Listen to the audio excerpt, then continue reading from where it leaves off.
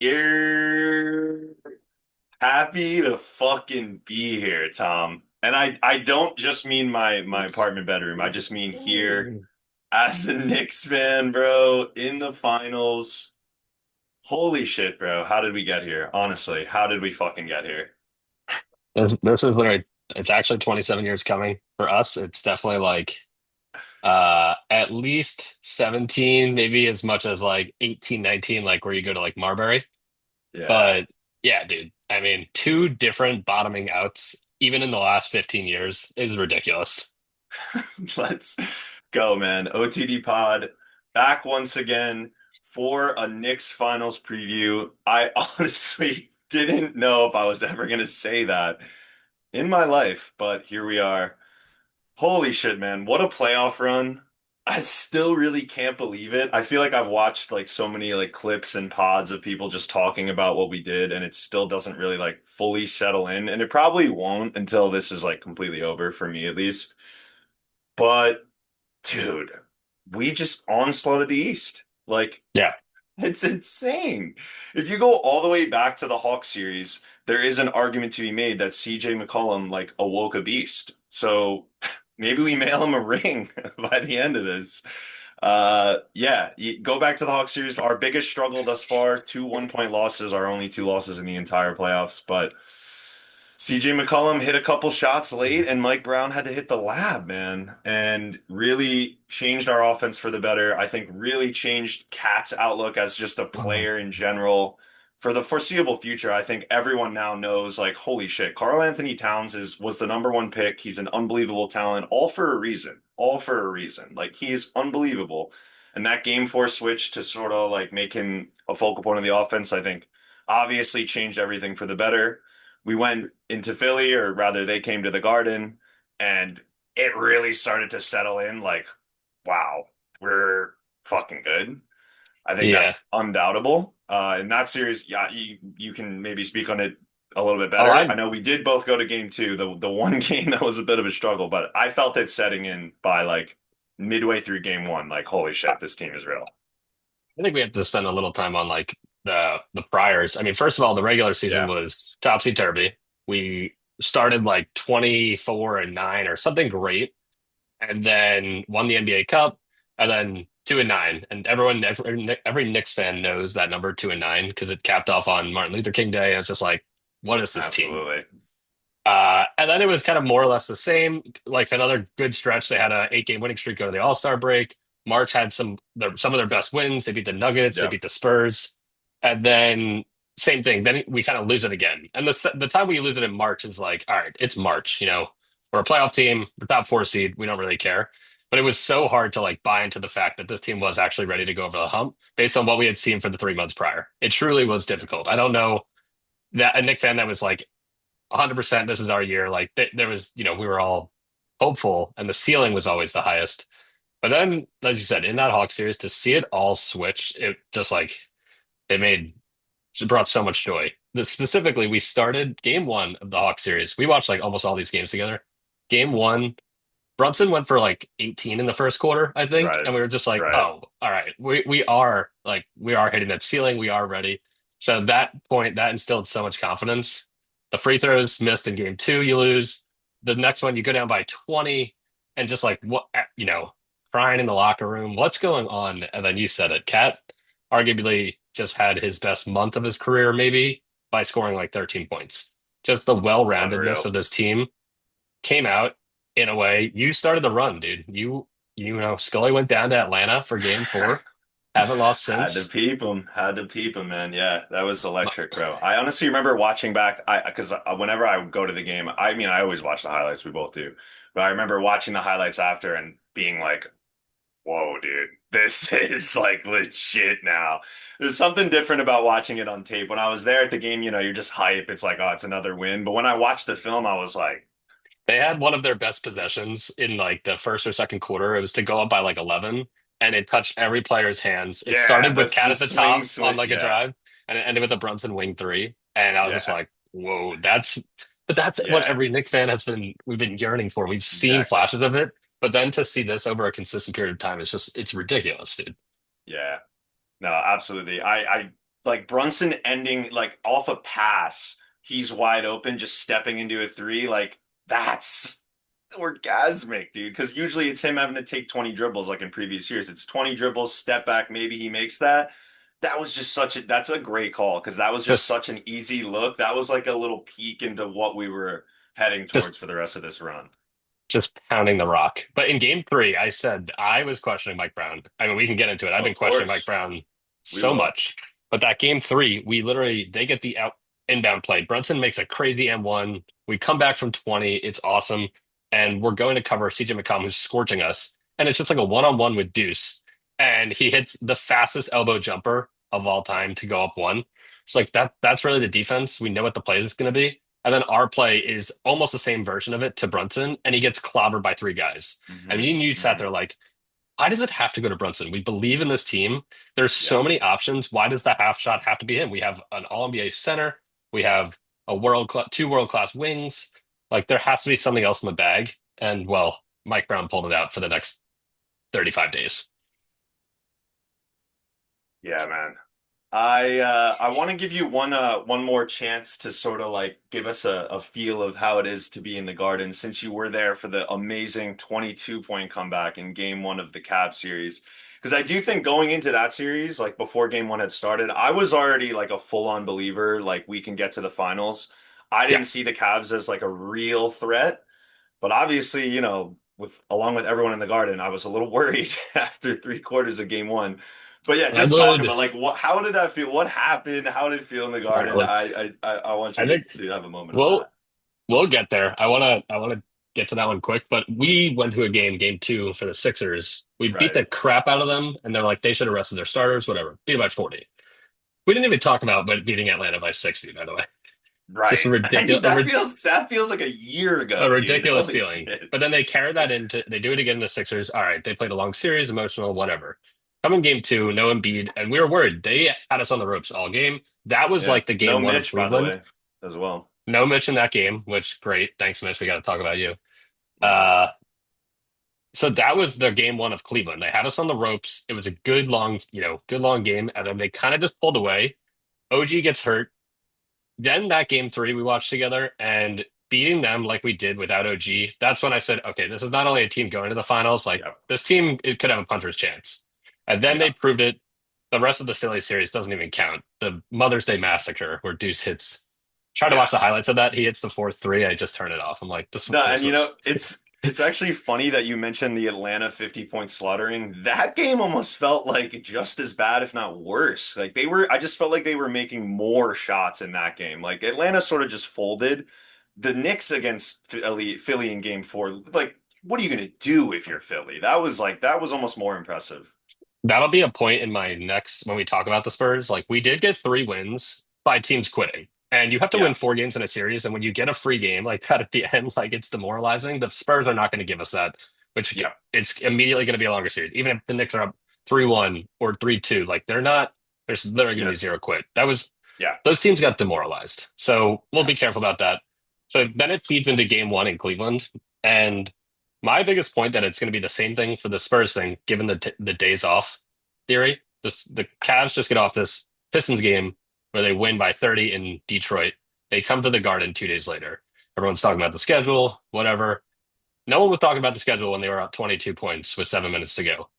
But if you're going to have rust, it's going to be immediate. And you're obviously not going to be rusty, after you play for a little. And the Knicks were clearly rusty. People think that they were bad for 3 quarters. The Knicks were down one at halftime. It was really the third Right. quarter. Like They were people up just say, 11 in the second, right? I believe. yeah, yeah, they were up 11 in the second. So it wasn't like, oh, the Cavs just from the start to Yeah. finish. No, the Knicks were playing well the whole time. They had one slip up. I forget, the lineup that was really leading the charge there, but they obviously pulled away. They go up 22 in a matter of, 17 minutes. And then like if you're gonna have that rest advantage, it's not gonna show up in game one necessarily. It did this time, but it's gonna show up in games three, four, five, six, seven, which is going to help us with the Spurs that played a ton of these games. But the Cavs, like it broke down. The defense was unbelievable, and Shams just had the best shooting series, not conference finals series of all time. But in that building, there's literally no words that could describe it. It was the best, easily my best MSG game ever. I think it's the best MSG game in the last 25 years. Probably the Brunson era. Agree. The only thing that could touch it is like there's some regular season games that were unreal. They obviously don't compare it to playoffs. But then the Dante shot, this was like the Yeah. Dante shot, except instead of like a 45-second span, it was over the case of 45 minutes. And Just every walking him down, dude. the crowd was Insane. delirious. That Brunson walk down three, everyone was like, "Oh, we're actually gonna do it. This is not a fake comeback." It was Yeah. just pure bliss. Yeah, and a lot of times it does feel like those comebacks are like not fake, but once you get like I think we've both mentioned this shot. Mobley hits a three, right? With like I want to say a minute 30, maybe a little bit more to put him up maybe like 7 or 8. And I did at that moment I was like, ah, fuck, we did all this and this is It gonna was be to go. it. It was to go back up eight, and it was like probably between the two and threes, Uh, and it was right out of a Knicks timeout. It was right after the Brunson shot, actually, and that was like, wow, all right, that they hadn't hit that in forever, so that was a massive shot. And then McHale hits literally McHale, the dude. best shot of the playoffs, best shot of the year, his best shot. I don't want to say of his career. He's probably had some other stuff, but dude, as a Yeah. Knick, I mean, that was ridiculous. That was a flow state three. Unbelievable. I mean, he is like we again, we've actually mentioned this as well. He is the one guy that has finals experience. So he might have a few shots in there that compare, but for us, man, that was it, no doubt. All right, so we've covered the what. This is what happened, and we're just Yeah. sort of giving it to you guys. We watched, and Was there any other that's games it. in the Cavs series, or that was it? That was basically it, right? That was it, dude. That was it. Dude, Was there any I've other never seen quarters? I've never seen a team quit more. Shout out Yeah. them for bringing it all back. Nah, and that's I actually give credit to you for an already solid take. The fact is the Spurs are not going to do that. Like that's so true. If we're up 3-1, if we're up 3-0, God forbid, the Spurs could still force that to six. Like they're just never going to give up. It And the Cavs it obviously was did. Philly obviously did. Like that's not going to it happen was against it's Spurs. two mentally broken teams, I think. Like I don't know. It was demoralizing, but like yeah, the Sixers they quit. They all completely quit and rolled over, and that's three wins. That is you can't take that for granted. Now, the Knicks can get up 20 and make it seem like that and just like keep putting the pressure on. But I Yeah. think the Spurs are capable of that too. If there's anything about these two teams, including and then also the Thunder, like basically the three best teams this year, clearly, any of them can go up on a 20-0 run on the other without a doubt. Like we just saw that Mhm. in all of them. Yeah. All right. So yeah, like I said, that's the what of what happened. That's, sprinkling flowers on top of just an amazing run. But in terms of like how we got here, I mean, you could go as far back as Julius Randle. You could go to Jalen Brunson, but I think it all does really there's a singularity here, and his name is Leon Rose. Absolutely took us from I guess a laughing stock, really. I mean, the Phil Jackson, like the Tingus Pingus era, those were fun, but it was never serious. Holy fuck, man. Him and Worldwide West, what a run they've been on. Genuinely, what a run they've been on. Where did it start, I guess, with the Leon Rose It, yeah, experiment? there's a few, I guess like things worth mentioning. Like you got to mention Phil Jackson. You have to mention Steve Mills and Scott Perry. Yeah. And then you have to mention James Dolan because I do think one level above Leon, James Dolan, one, hired him, but two, decided I've been a laughingstock for 20 years. I'm gonna go focus on the sphere or whatever it is, but I'm gonna like take my hands out of the pot here. Yep. And he deserves credit. He's moving his way from a bad owner. I think at this point he'd be a good owner. Obviously, you can't be an owner and just be ranked on your last 5 years. But one other thing with that is like he brings the community of the Garden alive. Like it's all ex-Knicks. Like he protects that. So I think he's always done that well. He brings Leon in. Right before Leon came, he came like early March, right before COVID. It's like literally a week before the NBA shut down. He signs with the Knicks. The 9 months prior to that was 2019 free agency. That I think is where this all starts. You could even go 1 month prior to the NBA lottery when we were the worst record in the league by far. 17 wins, I think, maybe 19 wins. Next closest was like five. So they're dead last. By the way, they were not tanking. This was a team that's trying to win. They They always just try to win. suck. Horrible. They lose the Zion lottery. They get third in a two-man draft. They've never moved up in the lottery since 1985, 40 years, which will be relevant in a second. We don't get KD, Kyrie. I watched The Dark Knight because I'm sad. Then we get Julius, dude, and Julius and Tibbs come together that season, and they're playing well. RJ looks good. We're all I remember that season is just like Julius looks like a good formidable player, and if RJ Barrett can shoot threes, then we have a superstar. Right, right. Then Leon Rose gets hired. With that was the team. I think we've done podcasts before where we've read the whole roster, but it's literally RJ Barrett, Julius Randle, Mitchell Robinson, and then nine other guys that are not in the NBA, and like three other guys that are on a different team, including Luke Cornett. Then Shout he out. goes, yeah.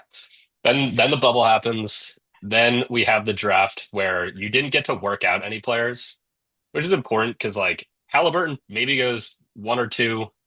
We Yep. end up with Obi Toppin, so we could have had Halliburton, which is I think both of us wanted Halliburton. We were just At like, the I mean, time. yeah. But we also get quickly. Then it's the We Believe Knicks with Julius Randle, top 10 in the MVP voting. That team fell short, obviously, to the Hawks, Alec Burks, so on. Um, Whatever. Year off, they're terrible again. Then we come back, and then it's the savior arrives 2022. Before that, they hired Rick Brunson. Before Right. that, who was on the 99 team. They hired Rick Brunson, which is everyone's been saying that's like an old college move. You sign the Yep. dad, bring the player, just navigate that. Brunson shows up, and then literally the whole team bends for him. I mean, Leon bends for him, but in a way that like this guy is so good at basketball. Let's build him the team. Yeah.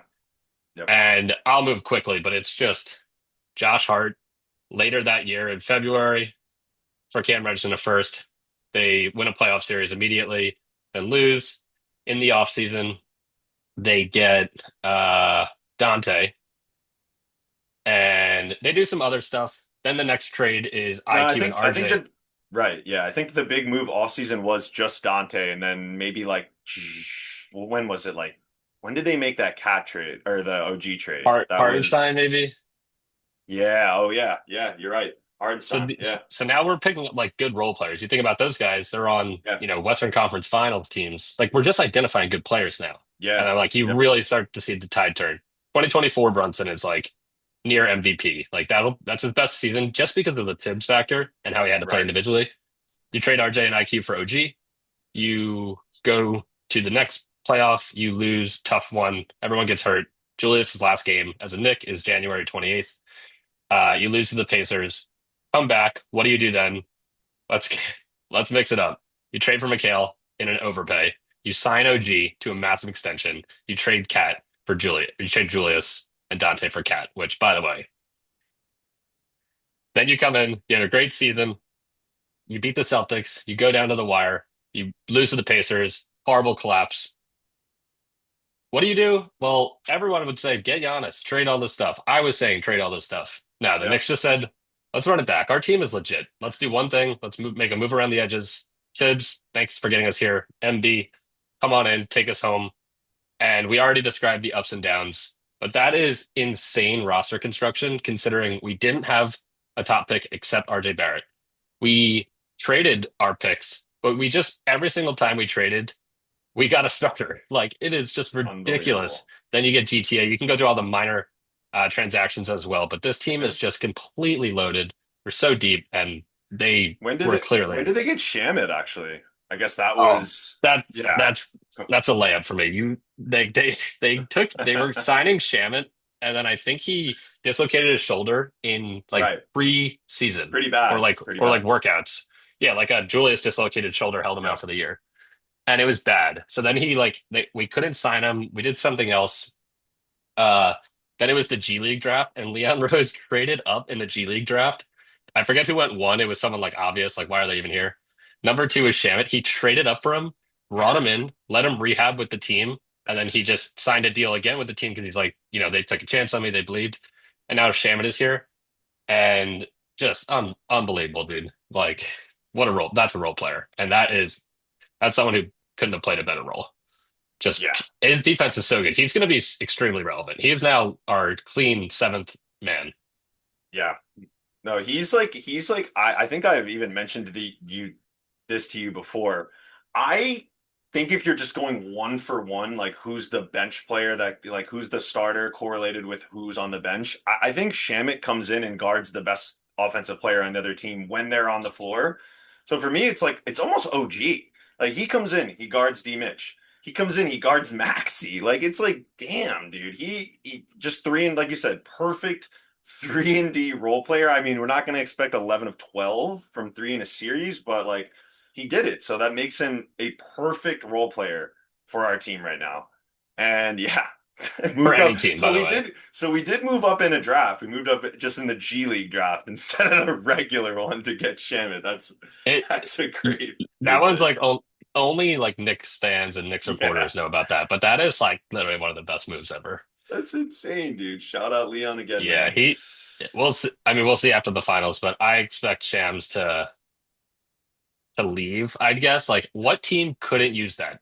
Everyone just saw what he's capable of. It's good Right, defense and elite shooting. right. That to me is 4 for 60 minimum. Like he can go get Yeah, whatever he wants, and we'll see what we could do. Obviously, we'll love to have him back. He'll be a little biased to come back, especially if we win, or maybe if we I don't think so win. too. Yeah, no, I, I think either way, Shamit's gonna. We'll see. Maybe we get the Homer discount, but I'd love him back. I honestly I, really want him back.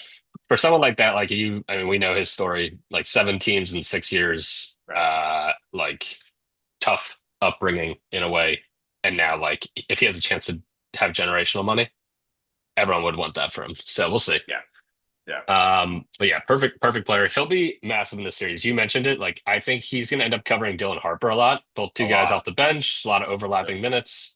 I want to definitely talk about the full Spurs breakdown. I've got a yeah, bunch of notes, and then matchups too. But I mentioned before the minor move before this year was Mike Brown, and we right. saw the limitations of Tibbs, but I was skeptical. I was skeptical right away because of how it happened. You remember the search? It was like It was weird.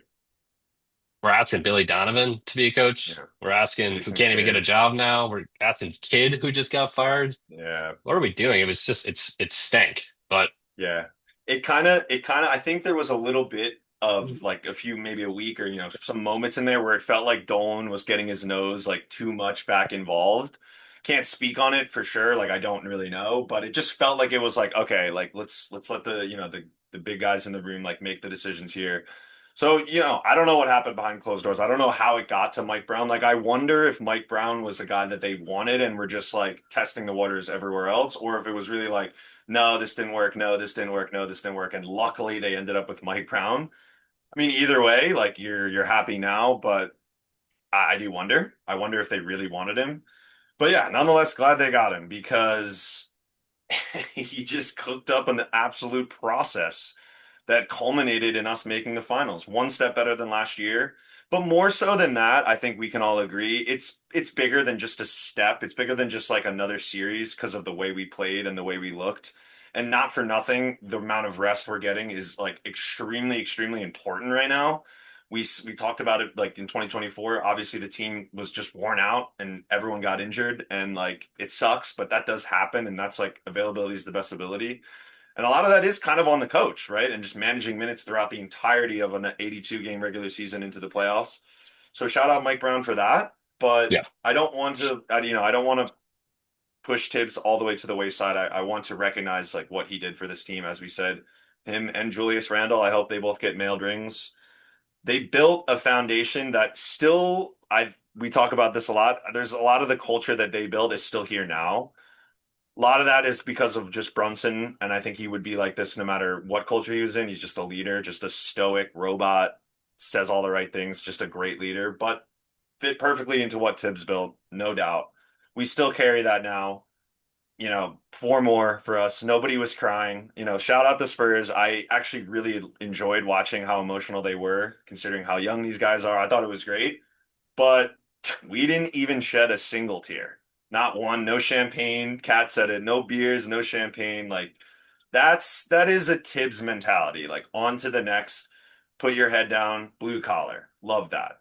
Absolutely love that. I hope he gets shouted out if this all happens in our favor. But that being said, we needed Mike Brown to come in and just like as if he was given a blank chessboard, right? And he's now moving pieces that Thibodeau put down into the right spots. And I think the regular season, as I kind of said throughout it, was a complete and utter process. And we've talked about this a lot in terms of how we look at the NBA's regular season. Now it's like completely changed on its axis. I don't think you can take much of it for face value after what we just saw. But there is a process that you have to implement in the regular season. If you're a team that really thinks they can win the championship, and I really do give Mike Brown credit because he did that. Every game, every lineup, like it's except maybe for I would say the fourth quarters of regular season games when it's like, all right, go and win the game. For three quarters, he's purposefully, putting guys in that maybe weren't necessarily in there at all last year or in previous games this year. Purposeful minutes distribution throughout the year, purposeful like testing out the waters of certain plays and offenses and motions and that kind of thing.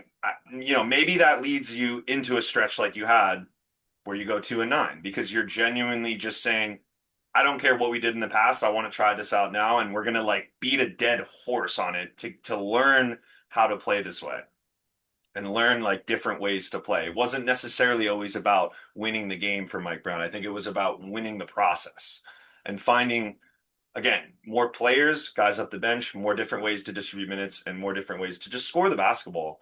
There was a lot of talk, I feel like, in January, December, like, where's Cat? What's wrong with Cat? Like, why is he not the same anymore? And it did turn out that he didn't win 13. He did last year. So his numbers may have been down. But I think overall, again, it goes back into the process that Mike Brown was trying to implement, trying to teach Cat like very valuable lessons in efficiency.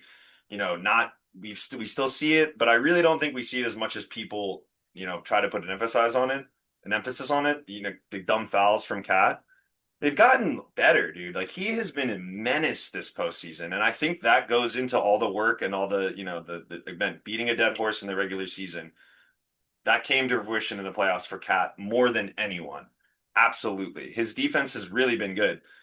And again, yeah, give Mike Brown credit, all the credit for that. The changing of the guard in Atlanta was obvious, giving Cat the reign, but I think it all started in the regular season. It all started with the minutes that led up to that Well, you know how it wonderful game happened. four in Atlanta. They ran this offense early on, and I don't know why they stopped, but for some reason they stopped. And then Kat said in game three, game four, hey, we should go back to this. Like, I like my matchup.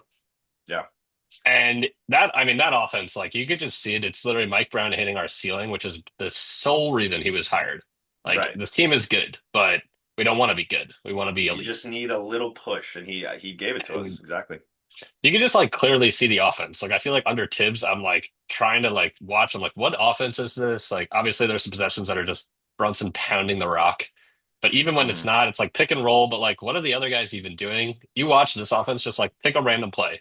I just watched a play from the last Spurs game actually, and it's just like so obvious. Everyone has a spot to be in, and it's Right. ending with McHale and OG threes. It's ending with Hart open dunks. It's ending with Cat drives, and it's ending with Yep. Brunson, ISOs when it's late, and none of that worked.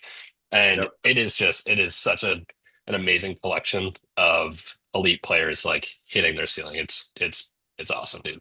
Yeah, I think I even said this in the dog days of the regular season. I still felt like the eye test on the offense looked better than when it was under Tibbs. Even in the dog days, just because of exactly what you're saying. It felt like everybody had a purpose on the court. And maybe we lost that a little bit in game two, like game three of Atlanta. Maybe, we did go back into our old ways prematurely. So yeah, whoever it was, whether it was Cat that said give me the ball or the coaches or God forbid it was like Rick Brunson, man, maybe he just said give Cat the freaking ball. Whoever it was, shout out to them. I'm going to give the credit to Mike Brown, but it was much needed. And Yep. yeah, like you said, if we're talking about like the actual like X's and O's of what happened, I think no doubt purposeful movement on offense, but more so than anything, I really think Cat at the top of the key is just better for him in general. Scoring his own buckets, facilitating, out of the post, he just, for whatever, he is, he's not a give the ball down low, back in twice, score every time kind of guy. He's just never been that. He probably hasn't been that since college when he was just, bigger than everybody. But in the NBA, he's just never been that. And I really appreciate That Mike position like Brown. doesn't even exist. Yeah, exactly. Exactly. Yeah. So Yeah, putting him at the top of the key it better suits him in every aspect of the game. So again, shout out Mike Brown for that. But as well as Cat at the top of the key, it sort of has opened up way more, again, specific purposeful lanes for OG and Mikhail and even Josh Hart at times to find their buckets. And no slight on Brunson at all. I think he does try to facilitate as much as he can. But it is a bit harder for him considering he's a little vertically challenged. He always is the focus of the defense. He probably has three sets of eyes looking at him at all times. It's a bit harder for him to facilitate the offense.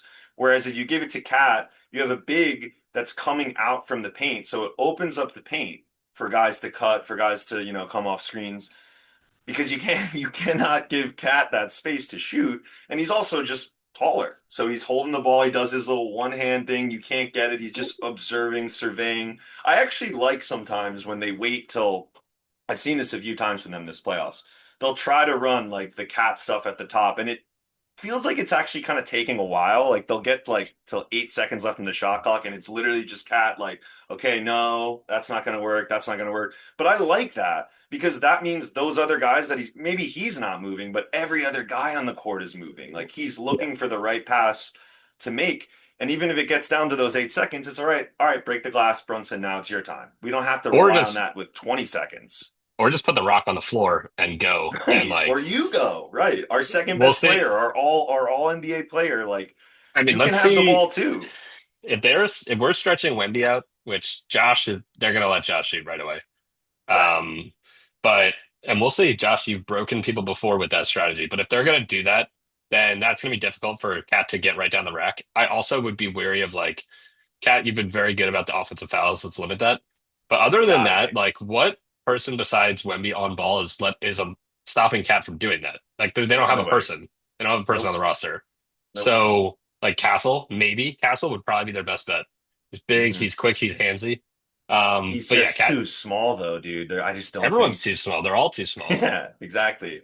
Like Harrison Um, Barnes might get a few looks. Like that's yeah, it's a that matchup back to that nightmare. though, more of like a big picture thing. So we mentioned all the other players on offense with what changed. Which, by the way, we went back to that was Cat in ATL, part of Philly and parts of Cavs. But Hmm. I mean, the biggest game against the Cavs, and just it's always in our back pocket. I think Jalen Right. Brunson's the best ISO player in the entire league. Period. Always. We've thought this for a year at least, but he's genuinely ridiculous. And once they send a Hmm. double, you now have to deal with three elite players on a 3-on-2 or whatever it is. Hmm. And dude, I mentioned this because that's always in the back pocket. It's amazing, but I do think this series is going to be interesting because so much of his game is right in the middle of the paint. And let's take Evan Mobley or Wemby. You're literally adding another foot Yeah. of length, of reach, and like ability to be off Josh or wherever it is. He's not that those shots against Harden, like you're not getting those, man.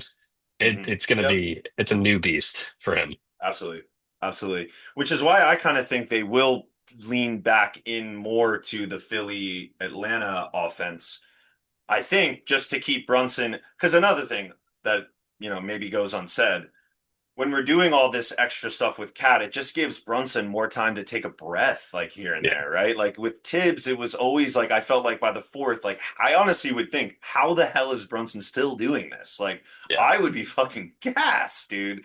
Now that's sort of off the table. So it's even if it's just like a pseudo like offensive set that they run over and over again, it still gives Brunson time to rest, take his breath. That helps him late in games, number one, late in the shot clock for sure when they go to him to bail out. And I do think it might have helped him a little bit on defense too, just having a little bit more energy to stay in front. I don't know, but it just feels like he's been a little bit better on defense, but that probably goes into our offense being so dominant. But maybe you have a different thought on that.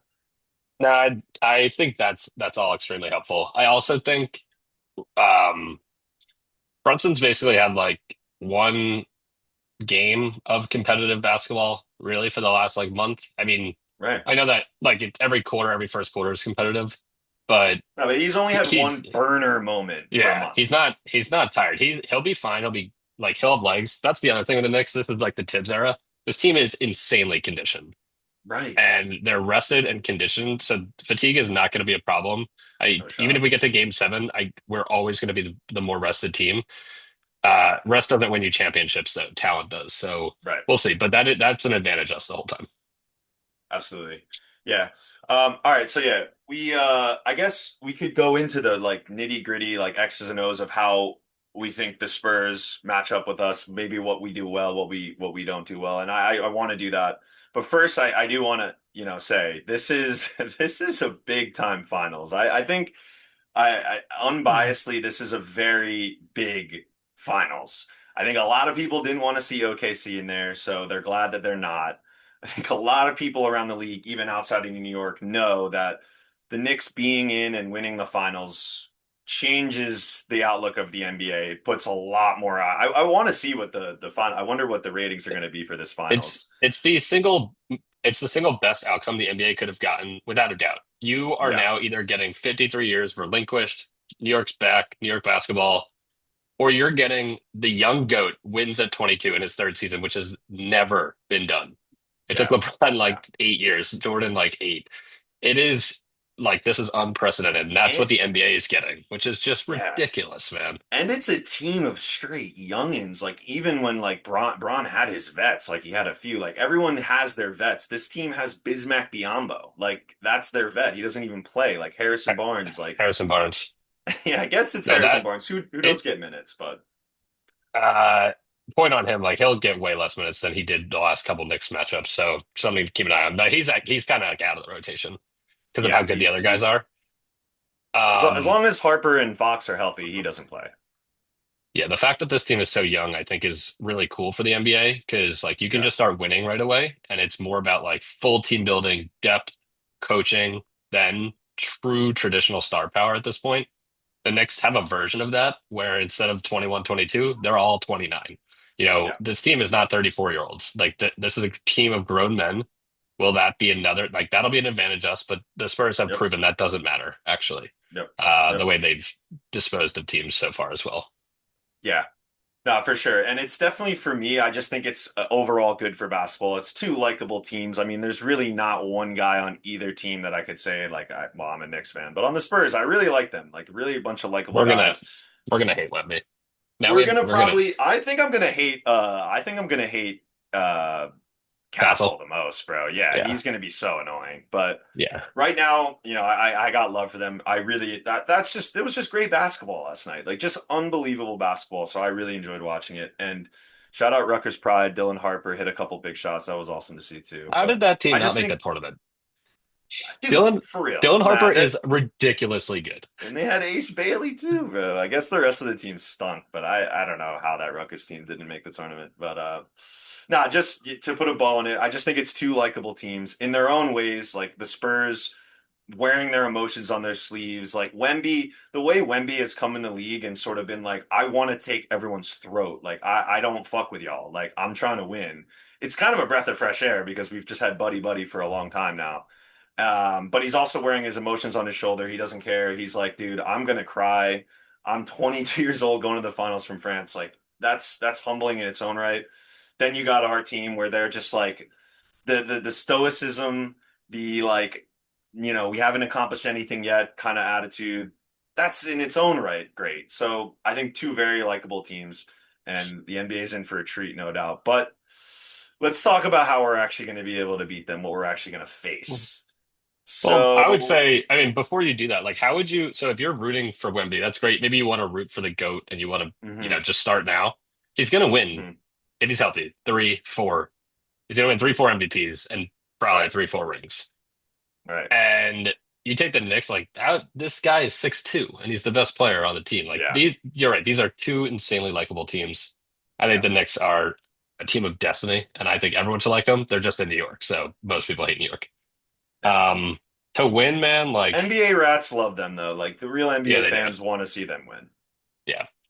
All right, before we do that, like another big picture thing, the last five Knicks finals, or no, the last six Knicks finals, here are the big men they played.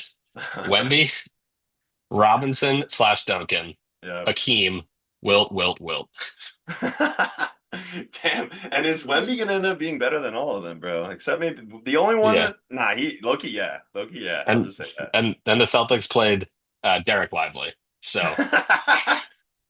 That was yeah, that was a tough. I went back and looked at that because I watched a clip of like the previous finals winners and the guys were like, "All right, is this Knicks team better than this last team that won the East?" And like, dude, that year, oh my God, the all playoffs was right. so weird. But anyway, It was weird. It's been weird for a long time. But I yeah, think it has. it's so deep the league now.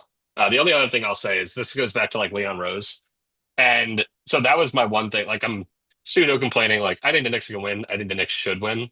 So I'm not these are not complaints, but two caveats. One, the Knicks just always get a powerhouse in the finals. Like Duncan and Robinson or the 94, like they've been running into powerhouses forever. They lost to Jordan five, six times. The other thing would be how this team was built. We mentioned zero trades. You take the flip side, the Spurs, had their dynasty. They were good for so long. They're bad for 2, 3 years there. And they go 1-4-2 in consecutive drafts, something that's not allowed now. And And hit you on not them only too. not only not only do you hit, you get Wemby. The year before was Risache, or the year after or something. Right. And then you get Dylan Harper, who like you can already make the point. Should Dylan Harper have gone over Cooper? I no shot, but you just get handed him. And then Castle was the good right pick. Right. Dude, that I mean that's like ridiculous, man. Like Bro, you even uh, have like Carter Bryant getting minutes. It's like insane, this team, But yeah, bro. Even Carter Bryant, you move into like, all right, that's a good, strong pick, but you need a little luck. So the way these two teams are built, one is on the back of like generational superstar. That's what the NBA has always been about. You need one of these guys. The other one has just been insanely methodical moves, capped off with a hidden, a diamond in the rough in Brunson. Yep. And it'll all be put to the test here. Come on, Yeah. we said it before, Wemby, you're gonna get like three or four. Let us have one, and then we'll move over and we'll be your fan forever. Exactly, dude. Like, just let us get this one, and you got the league is yours, straight up. League is But yours, officially. I actually, but before we, real quick before we get into the matchups, I do not think the Knicks are gone, even if they lose this finals. Though they're going to be back next year. This team is set up. But They anyway, should yeah, be the it's all in favorite. front of us right now. They should. They should. They really should. I Well, think they genuinely should. barring like major changes in the East, this team is way better than the current version of Boston. The Pacers terrify us, obviously, Yeah, and the Cavs, they're done. The Sixers, they're they're done. toast. Like these They're other done. teams are just maybe the Magic, like like strike Magic in a bile, whatever. But like the Knicks, they're going to have maybe one more finals appearance, I'd say, with this team. Um, all right, so But yeah, but we got something in front of us. We got 4 games in front of us. Yeah, let's get into it. they played 3 times this year. Actually, let's go back. I saw the very first Wemby game at the Garden. He was like 1 of 6. Mitch completely shut him down, and Mitch Robinson something like, "I'm gonna try and cover him like a Kristaps or Bol type." So I hope that Nice. comes back. I hope someone calls Wemby like a Bol type again. Uh, but he I was think it's been terrible. said.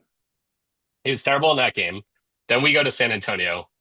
Wemby has I think 40-20 Yep. and Brunson has 61. Brunson was a rim out away from the Nick high 64. Obviously, it would be his And that career high. was that a game winner as well if he had hit it? Yeah, it would have been a game-winning shot to it's his best game ever. Like go watch it. He's Yep. 25 of 47. It is the definition of Tibbs Brunson ball, pounding the rock and just Hmm. but that game is legendary. Then we come back. The next matchup between the two is Christmas, better known as the Christmas Miracle.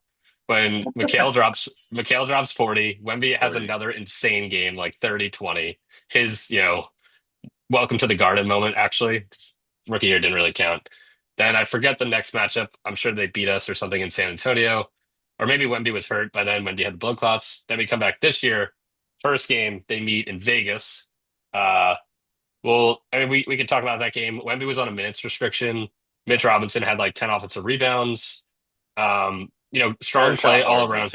too. I went back and watched. Spurs also just shot pretty bad, like to be fair. But Spurs shot bad. So you kind of have to throw that one out if you're the Knicks, which stinks. But, hey, the Knicks tried. They tried too. Like, this was a good game. yeah, It was a good, hey, shout out dude, the a NBA Cup, rematch of the dude. Cup. Exactly. Shout out Adam Silver. This is a big win for him, bro. Scully texted me, what if we just win the cup and win the championship back in like December? So that'll be great. Then they had the New Year's Eve game where they were up by like 20 at halftime, and they Zany. they slowly collapse. Wemby actually gets hurt minorly in that game, and Champagny drops a career high 11 threes. They Yeah. lose very closely by like three or four. We Um, gotta, I mean, they gotta give us a little credit. That was like Champagne's coming out party, and you saw him last game. He actually like was huge for them. So yeah, that was a yeah, little glimpse. he's been incredible. Um, then you have the March matchup, which is the one I watched the most, just because it was the most recent. Um, but all these games have to be taken with a grain of salt. It's also the Yep. regular season. What I was more so watching in the last two matchups was just specific sets, specific lineups on the court. But with the March one specifically, and then we'll talk about the finals. There was a Spurs were up 19-7, and then the Knicks go on like a 25-3 or 25-2 run. Yep. Take a guess at what bucket started the run. Was it? I don't know actually. It was not. Had It to was be not. It was not a starter. Jordan Clarkson, Nope. Ver, Kolek, nope. Very telling of the last series for the Knicks. Shamit. Yeah, it was a Shamit three. His It foot should was have on the been. line, so it was a two. But when I saw that, I was like, "Oh my God, dude! It That goes should all have the way been. back here." Yeah. That starts a run. Mikhail is unreal. He has his best game in a while. Best game of the second half of the year. 25 points, He's five had a lot of steals. good games against the Spurs, so let's hope that we get more of that. I think he's going to have a great series. I think we're going to need Hmm. it to win. And I Yeah. would even go as far as saying I would think about Sneaky, Finals MVP very sneakily. sneaky. Yeah. And I have another question later, so I'll come back to it. But yeah, I think he likes his matchup. He likes being that kind of like off ball, get it late. Now I can take floaters. He also doesn't go to the rack. Wemby's coming out for these shots. He loves those. Yeah. That's his game. You Yeah. see all these other guys try to shoot that. I'm like, well, that's Mikhail's game. As much Yeah. as hate it or love it No, from us. that's great point. But, Yep. all right. So the other thing was the high pick and roll. Wemby was coming way out sometimes, and then we're just moving the ball quickly, or Wemby was staying in and Brunson was just stepping into threes, which they're going to change that. But Brunson was eating. Wemby on a shooter, Cat's walking by. I already mentioned that one. He genuinely could walk by anyone. Uh, I think one of the biggest points, which this is another thing with the Spurs team, they've basically grown, let's say, 2 years in the span of one. Like Right. that's the ascension they've been on. Yeah. So you have to pretend like these guards now are Dylan Harper's in his second year, Castle's in his fourth year. Darren Fox is obviously a veteran, but the young guards versus Wingstop, we had like 10 steals or 10 stocks versus Hmm. those guys. So that'll be key. Can Mikal Bridges just like stay in the passing lane, get a couple one on OGs? Yeah. Um, and that was the thing with the Thunder series. They had a lot of games where they just like, Stephon Castle had, I think, 10 turnovers the first two games and then Yeah. totally cleaned it up.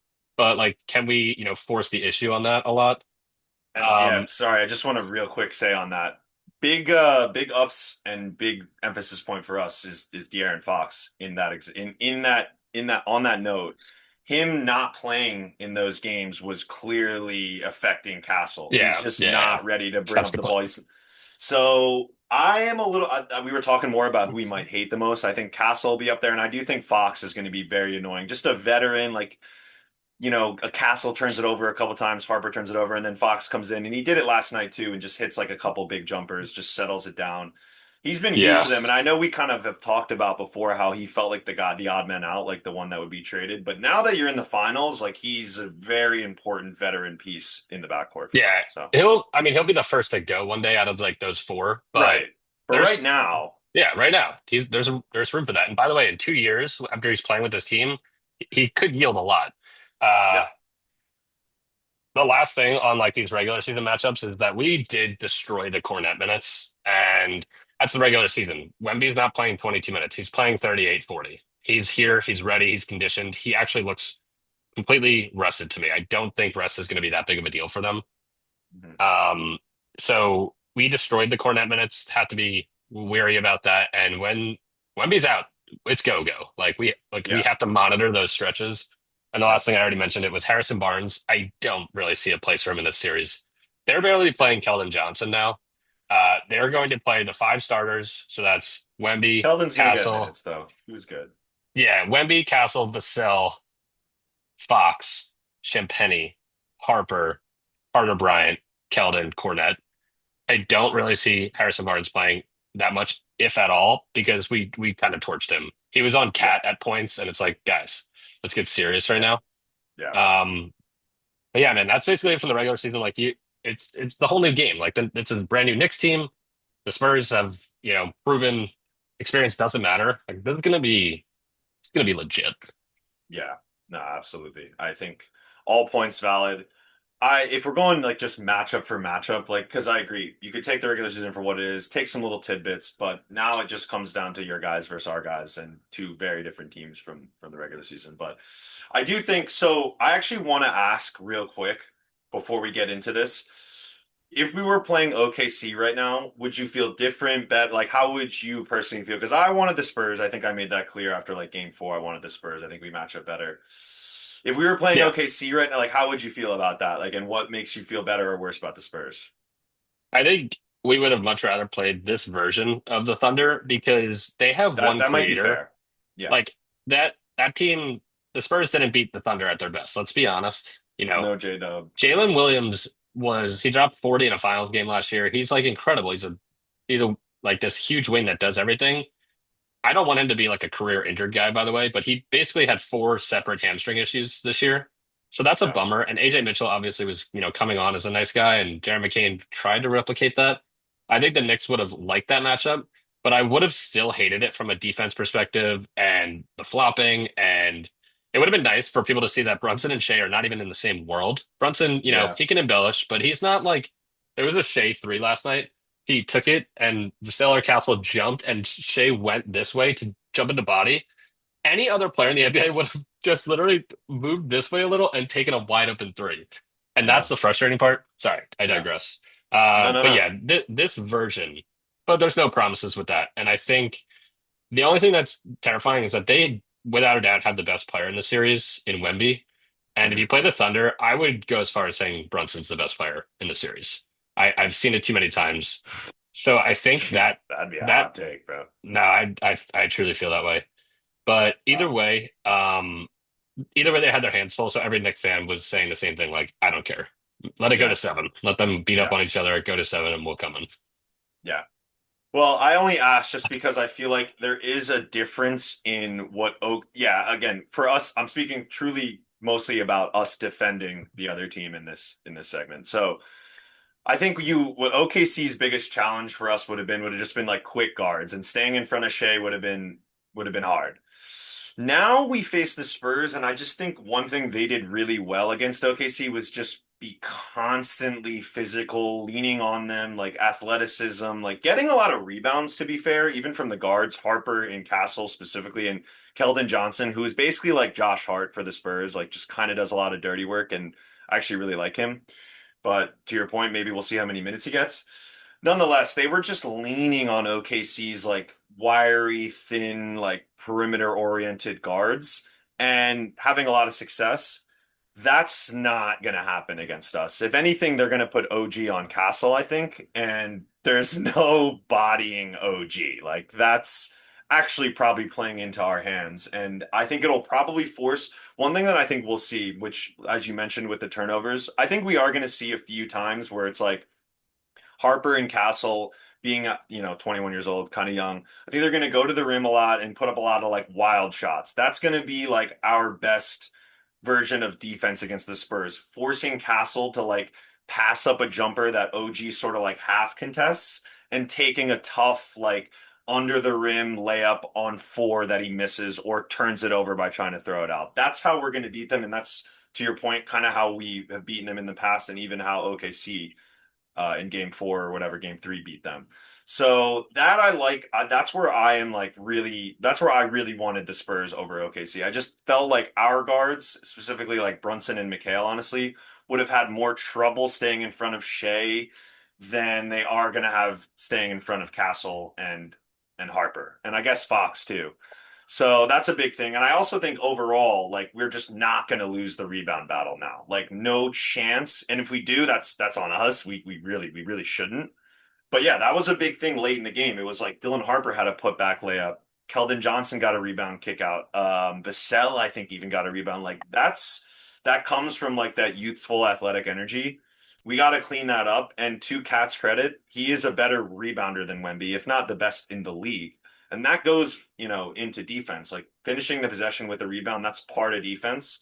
So I'm looking at Cat and Mitch. Like I want a game where they, well, I guess how much do you want to talk about Mitch's pinky? Do we even mention it? I like it's we have to just say like Mitch, if you are not 100% or you're Fuck not you, even dude. close to it, now like you're gonna become like a villain, dude. Like this Yeah. is you're in the finals, man. And we don't know all the details. We'll learn them one day. But you better be the same exact version of yourself because one, they might try to exploit it in any way they can. Two, they're gonna exploit Cat. And Yep. like they're gonna do pick and roll to the death and just get Cat moving, shifting his feet and getting fouls. And we went to the game against the Sixers when Mitch didn't play. And it's not that Mitch is not there, it's that there's no one else, dude. Huck, Mhm. it's not like that. OG on Wemby is gonna be interesting. We're gonna have to experiment with that. But Yep. yeah, Mitch, like just please, dude. Like I can't make a statement until he plays.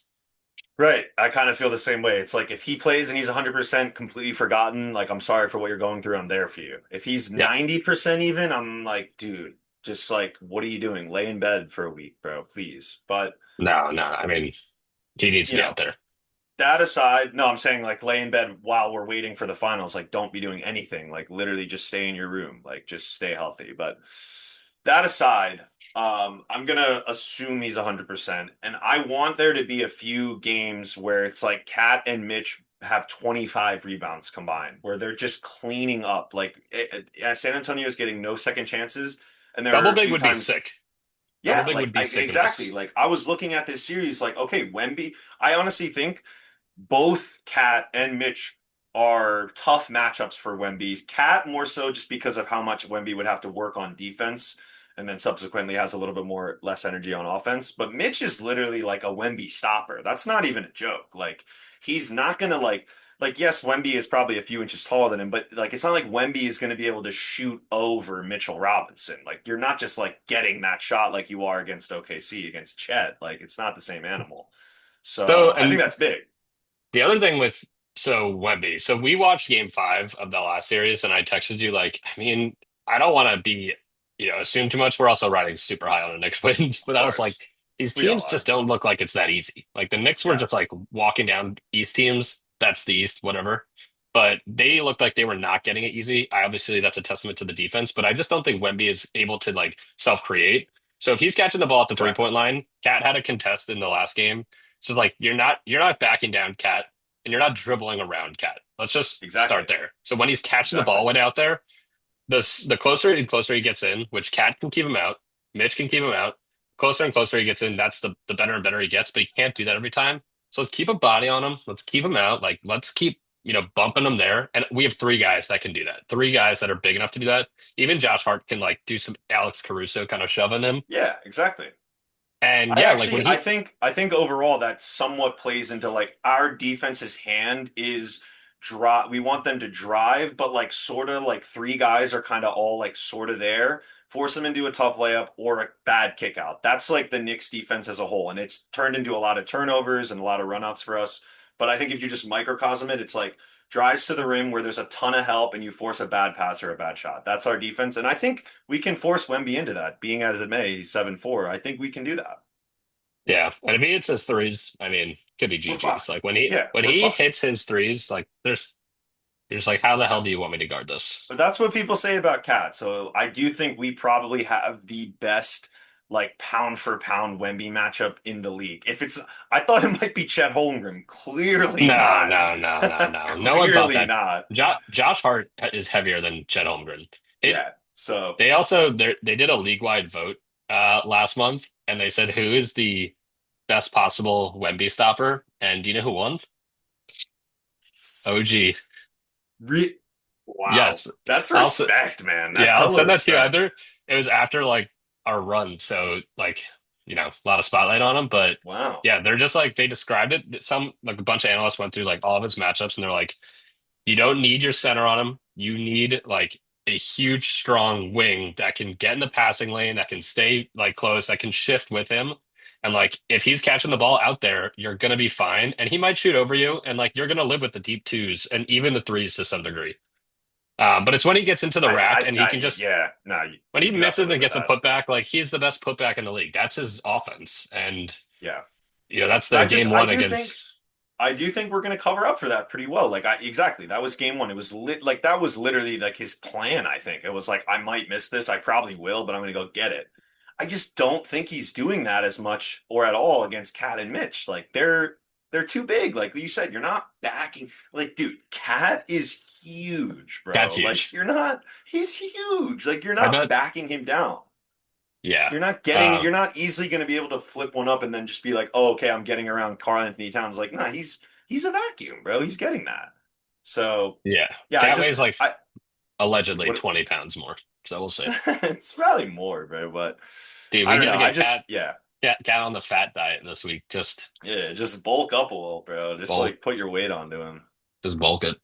Nah, but Uh, I did want to say though, because you did throw in a little tidbit about Mikal Bridges Finals MVP. I'm gonna bet on Cat probably. I just think like he might finally have, maybe not even for the better, because I don't want to say like I'm expecting him or I want him to do or I need him to do this, like go out there and drop 25. Like I love what he's been doing a lot more than that actually.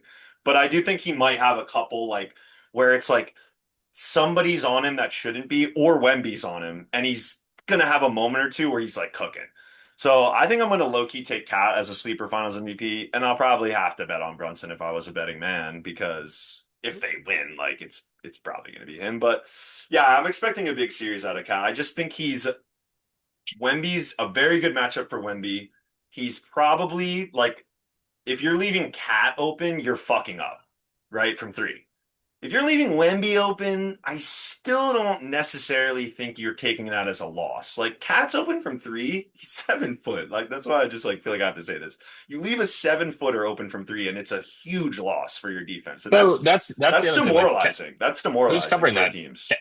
Who's covering that? Cat or Castle is covering that. Like if they put Wemby on Josh Hart in the corner, Dude, if um, Castle is on Cat, he's gonna have 17 rebounds. I loved 17 your rebounds, bro. call. What I was gonna say with MVP is, if the Knicks win, would you rather take Brunson or the field to win MVP? Well, what do you mean by rather, I guess? What do I think is actually gonna happen, or what would I rather see? Yeah, like if it's 50-50 and the Knicks win by some way, I'd say you could either have Brunson or you could have the rest of the Knicks. Who do you think would Yeah, win? I I think Brunson, I'd rather somebody from the rest of the team because if somebody else wins it, we low key we might win in five. Like I would if take Brunson doesn't win right. MVP, No, I think I'm just like preparing for it. I think the Knicks have been so good the past month and a half or three series or whatever that I could totally see a world where it's not Brunson. Brunson had one good game in the Cavs series, and it was the hmm only game that mattered, and that's why he won it. And he's also getting the credit for like, the whole playoffs, doing all this stuff, the team thing. He deserves it. Let's be yeah, honest. It's not just about the finals. But I hmm do think there's space for someone else to be the most impactful player, given yeah, that it is a highly defensive matchup, and their defense is going to shut down our best offensive yeah. player. What can we Also, do? given how Can they handled Shea as well last series, it was just like five guys on Shea, kind of like in a way they're probably going to do that on Brunson. I think OG, McHale, and Cat all have room. I think Cat would be the number one, then OG, then McHale. But I loved McHale's decisiveness in these matchups where he's just Yeah, like, I don't know we've talked about it 100 times, but that'll be interesting to see. Like I see a world, maybe I'm just protecting myself, but I see a world where the Knicks win and Brunson doesn't win yeah, MVP. That would not bother a single Knick fan.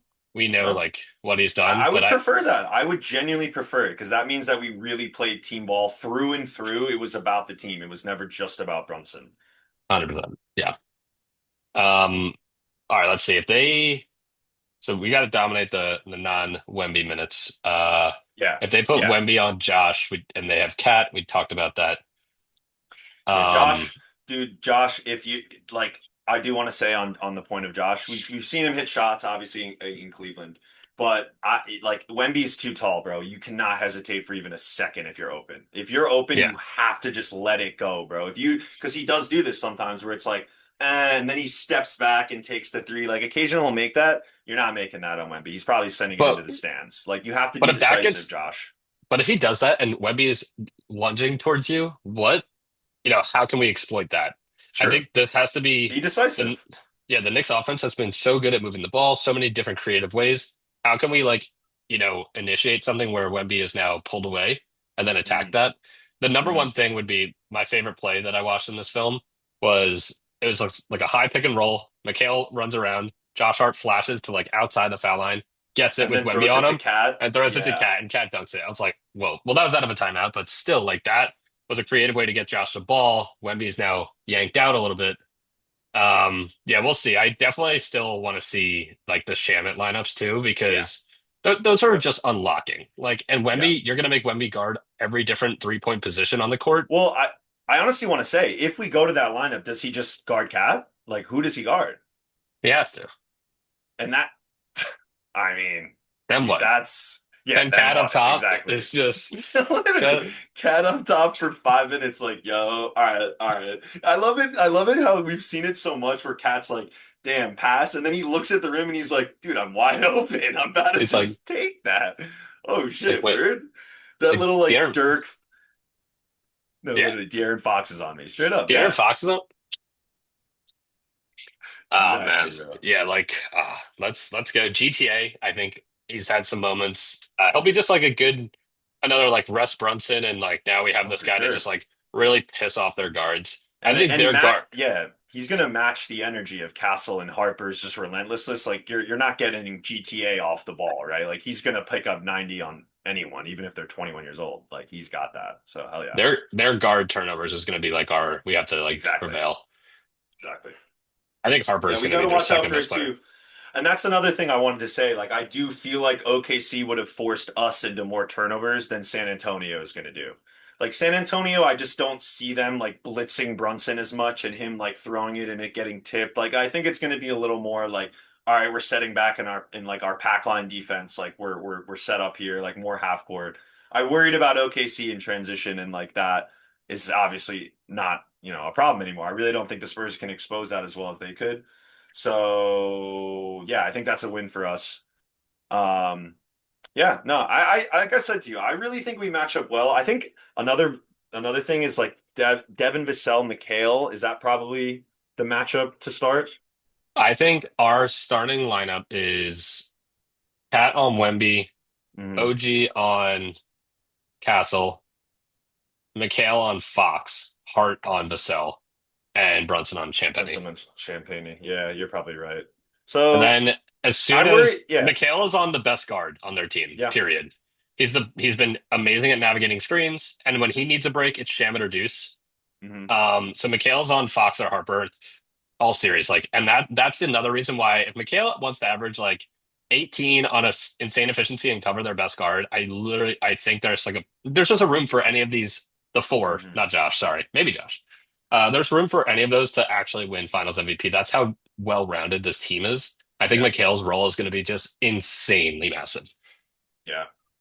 Who else worries you on the Spurs, I guess, the most? I talked about Fox as being a veteran, Harper. Like I Harp, wanted to mention Vassell because I just feel like Vassell's a little bit of like a one for one to McHale for them. Like he could kind of go out there and just average 18 if he's hitting his shots, like hitting those from the corner. So he worries me a little bit, but what do you yeah, think? I mean they're also just extremely well-rounded. I'd say like Yeah. from a 3-point perspective, like let's not let Champagne rain on us, especially when they're at San Antonio. Yeah. Um, because that, I mean, we've had three pretty good 3-point defense the last three series, but those teams are not good at shooting threes. Let's be honest, man. The Well, the Cavs Cavs are maybe, supposed to be. Cavs Yeah. were supposed to be, but nah. So like, let's either keep that up or take it to another level. But that's primarily just for Champagny and Vassell. Like Yeah, I would say when, when that's what I would go at too. Champagne and Vassell, like, don't let those guys have step in catch and shoots. the number one worry to me is Mitch and Cat. Like if they're it keeps me up at night. So, Yeah. and that is going to be guards exploiting Cat or Wemby. I don't think he's going to exploit them in the post, but Wemby, having I think it's foul trouble. That's what it comes yeah, down to for me. uh, If uh, Cat, we're living with Cat contesting and not fouling all game, all all series games, even. all So we're serious. just living with that. I just don't want to see him foul, especially with Mitch Pinky. Like, dude, Cat, we need you on the floor, bro. Just stay on the floor. If Wemby makes a couple over you, tip your cap. Yeah, and then if we run like a let's say there is foul trouble or they're just neither are we need both out for some reason. I definitely want to see first before Huck comes in, OG at the five, and then it's just Absolutely. OG, McHale, Josh, Shamit, Brunson, or GTA or whatever that defensive unit is, and like Yep. just see what we got. Rebounding is going to be tough, and I actually think Wemby would have. I don't love the OG matchup on him. Only maybe it'll be different. Maybe OG can actually keep him out, but I don't love it because if Wemby his like just tap in potential over Right. OG's not like he's not the best rebounder. He's good at No, so many no, other he's not. things. Like I think Wemby would have like easy putback dunks over him. Yeah. Uh I just see so I see the same for us too, though, to be fair. Like I think Cat and Mitch should, especially Cat, because if he's guarded by freaking Stephon Castle or Fox, get on the glass, dude. You know? it's gonna be big, man. They're 2-1 favorites. So I mean it'll be a close series, but Yeah. this is not a pick 'em. Two to I mean one it is. favorites. It kind of is, considering they have a home, they're the home team. They get an extra game at home. I think that's If really what the we line is predicated on. I would say like the Knicks formula to winning is coming out game one and losing close. That's fine. Winning Yes. game two, I think, is the formula, and then you win Couldn't game agree more. three, and then the series. Can you win three in a row? Even if you lose that, then can you win two more in a row? I don't know if they'll win game one. I think they're going to come in fresh. I think Yeah. it's going to be a lot of feeling out. Knicks are going to be rusty. I think just like Important not to get, you can't get blown out though. You got to don't make that get competitive game don't one. get blown out. Don't let them get more rest. Don't let like we don't Right. need rest. Like that's got to be Right. competitive. The full Right. 48. And if you steal it, If you then steal it, I mean, if you steal it, the line flips immediately, if you in steal it, my the line opinion. flips. Yeah, it does. And if you don't steal it, then the line will keep pushing their way. But I think if just now taking the analysis out of it, just for my heart, if the Knicks come back to MSG 1-1, God forbid up 2-0, that game three on Monday is just going to it might feed families for generations. Dude, we're closing it out on the road. We've talked about this, so Oh, you're right. dude, That game if the three, Knicks they got to win, get it's that in one done. 7 or 5. Yeah, There's no exactly. state for the There's listeners. no world where it's six. There's no world where it's six. For the listeners, Brunson's won 7 series, 6 on the road. Six on the road. Although that one game six in Boston, pretty fucking legendary. But yeah, Legendary. that's the I only guess one. game four in Philly, that's a home game. Um, Nice, nice. No, no chuckles needed. I should have kept that to myself. But yeah, all right. So I feel like we've anything else we want to touch on? Last thing I guess I'll say is like the fact that the Spurs are extremely young. We're a veteran group. Do you think that really matters that much or no? I think it will matter with their Yeah, or better reactiveness. question, when does it start to matter? Yeah, maybe when does it start to matter? I think it definitely will matter. Not in any of like the intangible ways like focus or getting the pressure, but I think it will matter in reactiveness or reactivity to new sets and new things they're throwing at you. I think that flows from Mike Brown as a more experienced head coach than Mitch Johnson. But I Hmm. also think our players, Zach Lowe made this point, there was never like a lost possession. The Cavs would do something different or the Sixers would do something different, and the Knicks would immediately change their approach Hmm. that play. And there was no Hmm. waste of time. Whereas obviously, like with Thibs or other coaches, there's 2, 3 possessions. There's no time for that. I think that plays into our advantage, and that is not only the coaching experience but also the player experience. Yeah, That would be that's the only that thing. I don't think they're Nova going to be vibes scared too of on that. playing. Yeah, they're not going to be scared of playing at MSG. No one is. Like I don't know. These players are just all, for the most part, they're all robots. Everyone on the Spurs Yeah, too. I gotta give this exactly. I gotta give the Spurs credit for a young team. Like I don't think they're going to be scared at all. If anything, I think they're going to relish in it, which is scary. Yeah, I mean, dude, this is the best finals the NBA could have gotten. Just Yeah, insane. objectively, right? Like this isn't just us speaking as Knicks fans. Like this is going to be freaking awesome, dude. This is going If to the be awesome. if the Celtics played the Lakers this year in the finals, I think it's less important than this. This is But that's probably the only way you compare, right? It's like literally Celtics Lakers or like Knicks Lakers, like something like out of the ordinary to like story teams. I think like this is the this is most what we're looking storied at. and unaccomplished franchise in the NBA. Future GOAT. Yeah. Just future GOAT and like a guy that I feel like is really taking the like he took MVP Shea's MVP personally. Like he was like, "Nah, dude, I'm the best player." Like that this is awesome, dude. This is just awesome. He's going to the Garden. Yeah. Well, we'll see. I mean, if you give us this one, you're always welcome back. You can play chess in Union Park. Union Square as All much as you you want, want, dude. like All you just all want. you want. And I mean, for the vibes, I'm gonna break the curse and say Knicks in six, just because I want to take the Knicks. I don't want it to go to seven. If it goes to seven, that's terrifying. So they get it done at home. New York burns to the ground on July or June, like it's like June 15th or something. It's a Saturday night. Yeah. No, it's a Monday night. God. Yeah, well, ain't no one going to work, so it's a Ain't, Saturday ain't gonna matter. night. Nah, dude. I'll say this, and I think you even like pointed my mind back to something I said years ago. If the Knicks win game one, Knicks in five, genuinely.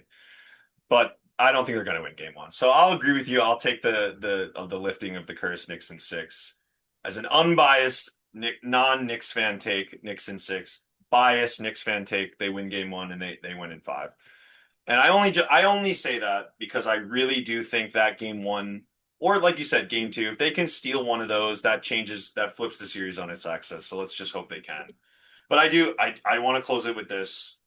Just really want to harp on the fact that I'm gonna enjoy the fuck out of this finals, dude. 100 games of if we sweep, we will play exactly 100 games this year. We're not gonna. But I'm just saying that's Wait, a crazy feat. Yeah. so we're 16 We're at games. 96. Or no, we played 16 games, 82. So we're at 98. No, we're at 96. No, But 96, 96, yeah, 14. but you're wrong. But you're wrong, dude, because we played the NBA Cup. Dad, didn't count. You're right. You're right. You're right. So All we're at right. So 97 games, dude. And 97, it 96 with um, an asterisk. so and the Spurs have played a lot more, by the way. The Spurs, you have to add like three games Oh yeah, and they're at well over 100 two. now You have to already. add three plus. They're at 100 right now, I think exactly. Yeah. Yeah, it's the But most minutes they'll 100 ever games of play. basketball, we said it, dude. We made it all the way to the end. First time we can say that as Knicks fans. Like we've watched we've been invested in the NBA all the way through, and that alone has given me like a lot of happiness just to really care all the way through. Like last year I was absolutely devastated. I didn't watch much of the finals, I'll be honest. I just couldn't. It took me a But while this to come year, around, but it was a good right. finals last year. It was a great finals. I was actually disappointed in myself because I was so blown about the Knicks losing, and like, I didn't want to root for OKC, but I didn't want to root for the Pacers because they beat us. But now I just enjoyed it all the way through, and that's a shout out to my team being in it all the way through. So I just want to enjoy this, bro. And no matter what happens, I'm ready to just have a good time. And like I said, I think we're not done, dude. This team is the core is signed basically. So like we're not going Yeah. anywhere even if we lose this. Nah, and shout out you like just keep the team together. This team loves each other now. They're consistent. They're officially validated. They could lose this Officially series. validated. They could lose in five. That'd be tough. You run into this literally buzzsaw. But this team has been validated. Jalen Brunson can clearly be the best player on a championship team. Yep. And let's see them prove it. They can do it. Thank you, Jay Wright. Thank you, Rick Brunson. Thank you, Gloria Brunson. Wait, no. What's his mom's name? Sophia, I think. Thank you, Sophia Brunson, for giving us this man. And thank you, Jay Wright, for creating what became our team, basically. Orange and blue Sh- skies, man. Should we do Let's try to go get it done. some real quick thank yous? Yeah, big thank Um, you. Go ahead. all right, so you Big just thank dropped a yous. few. We thanked everyone on the team. Thank you, Tom. Thank you, Thank you, Dante. Tom. Thank you, Julius. Thank you, Rowan. Thank you, Quentin. Thank you, Emmanuel. Thank you, Obi. Thank you, Isaiah. Thank you, Amari. Actually, screw you, Isaiah. Thank you, Amari. Thank you, Carmelo. Thank you, Jeremy. Fuck you, Andrea. Fuck you, Joakim. Thank you, Alec. Thank you, Frank. Thank you, Kevin. And thank you, Tim. That's just the name of a few. There's Just so to many name more a deep. few. That's like in the recent, 8 to 10 years. There's so many deep bag pulls that people have been pulling out on Twitter that it Unbelievable. just makes me happy seeing all of them. All right, man. I think that's a wrap on OTD's first, maybe not last, Knicks preview pod. Let's fucking go. Orange and blue skies. Knicks in six, but five if you're a real Oh, one. OMB Skull. OMB. Nixon 6. Peace.